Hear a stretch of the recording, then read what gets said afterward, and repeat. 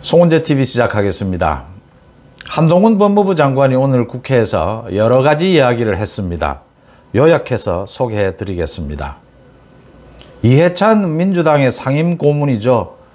회고록을 썼다라고 해서 거기에서 기득권 카르텔의 중심에 한동훈이 있다, 이런 이야기를 했다. 기자들이 질문을 했습니다. 어떻게 생각하느냐? 한동훈이 이야기하기를 이 나라의 진짜 기득권 카르텔은 운동권 카르텔이라고 많은 국민들이 생각하실 것 같다. 한동훈 자신은 지난 20여 년 동안 부패 정치인이나 비리재벌, 투기자본 깡패들과 손잡거나 두려워하지 않고 일관되게 국민 편에서 맞서 싸워왔다는 점을 말씀드린다라고 이야기를 했습니다. 이해찬이 회고록을 통해서 부유층, 기득권층 2세들이 차지한 검찰, 언론, 관료 집단을 카르텔로 규정을 하면서 전형적으로 한동훈 같은 인물이 그 카르텔의 중심에 서 있다, 이렇게 지적을 했습니다. 이해찬이 언제나 이런 식입니다. 국민 갈라치기죠. 이해찬 자신이 한동훈이 이야기한 것처럼 운동권 카르텔의 대부 같은 격이죠. 이해찬 자신이. 그 많은 국회의원, 장관, 총리까지 지내고 또 그 자신의 운동권을 동원을 해서 문재인 정권을 완전히 운동권 정권으로 만들었죠. 한동훈은 또 이야기를 했습니다. 오는 27일 헌법재판소에서 열리는 검수완박에 대한 권한쟁의 심판, 한동훈 자신이 직접 나가겠다라고 했죠. 직접 변론을 하겠다라고 했죠. 지금 대한민국에서 이런 절차에 이런 내용의 법으로서 이렇게 통과돼도 괜찮은 건지, 앞으로도 계속 이렇게 해도 괜찮다고 선언할 것인지, 아니면 이런 일은 없어야 한다고 선언할 것인지를 국민과 함께 헌법재판소의 정해진 절차에 따라서 묻겠다는 취지다. 자신이 왜 그렇게 직접 나가서 변론을 하겠다라고 하는 부분에 대해서 이렇게 이야기를 했습니다. 또 윤석열 대통령 일가 사건에 대한 수사가 형평을 잃었다라고 민주당에서 대정부 질문에서 하자 이성윤 등 박범계 체제 하에서 또 추미애 체제 하에서 특수수사가 동원됐는데 거기다 물어보셔야 할 것 같다.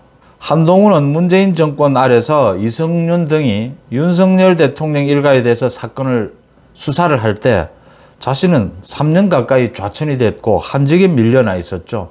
지금 한동훈이 그 이야기를 지적을 하는 겁니다. 한동훈은 또 각종 여론조사에서 차기 정치 지도자 적합도, 지금 여권에서는 1위를 달리고 있는데 빼달라고 하는 것이 정치 도의에 맞지 않느냐, 이 질문에 제가 여기서 여론조사 대상에서 빼달라 말라는 것 자체가 오히려 더 호들갑을 떠는 것 같다는 생각이 든다 라고 정리를 했습니다. 또 이재명에 대한 수사에 대해서는 통상적인 범죄 수사라고 생각한다. 검찰과 경찰이 통상의 사건과 마찬가지로 공정하고 투명하게 수사할 것이다 라고 맞받았습니다.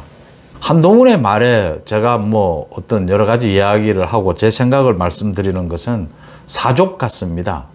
명료하고 명쾌한 한동훈식 표현, 한동훈식 이 전곡을 찌르는 말에 오히려 오염을 시킬 수 있겠다 싶어서 더 이상 말씀을 드리지는 않겠습니다. 카르텔 하면 운동권 카르텔이죠. 기득권 카르텔, 운동권 카르텔이죠. 그 중심에 이해찬이 서 있죠.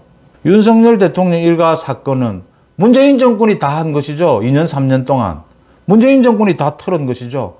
그때는 한동훈 장관은 좌천에 좌천, 4번의 좌천을 겪고 한직으로만 돌았지 않습니까? 그걸 한동훈 장관에게 물으면 뭘 어쩌라는 겁니까? 참 생각해 볼 만한 건 이겁니다.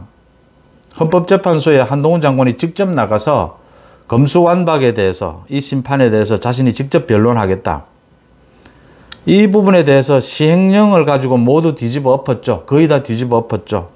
한동훈 장관도 이렇게 시행령을 가지고 검수완박 법안을 뒤집어 엎은 것, 이건 정상이 아니다라고 하는 걸 한동훈 장관도 잘 알고 있는 겁니다. 그래서 이렇게 이야기하는 겁니다. 이런 검수완박 법안이 2022년 대한민국에서 정말 국회를 통과해도 괜찮은 건지, 이걸 헌법재판소는 괜찮다고 할 건지, 뭐라고 말할 건지 국민들과 함께 묻겠다라고 하는 것이죠. 제가 한동훈 장관의 말에 괜한 사족을 달았습니다. 송은재 TV 마칩니다. 고맙습니다.